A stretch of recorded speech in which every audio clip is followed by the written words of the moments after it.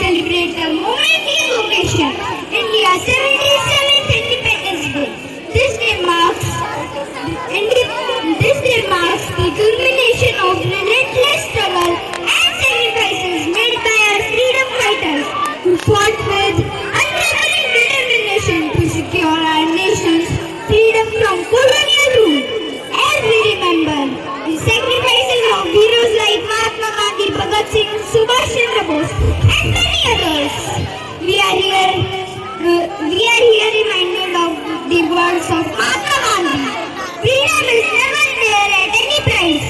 It is the breath of life.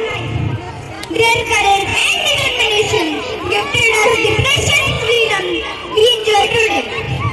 Our independence is not just a celebration of the past, but a reminder of the responsibility towards the future. As Dr. Bhimrao Ambedkar wisely said, independence has thrown on us great responsibility. It is our duty to contribute to the progress of prosperity of our nation, ensuring that every citizen enjoy the fruits of this hard-won freedom.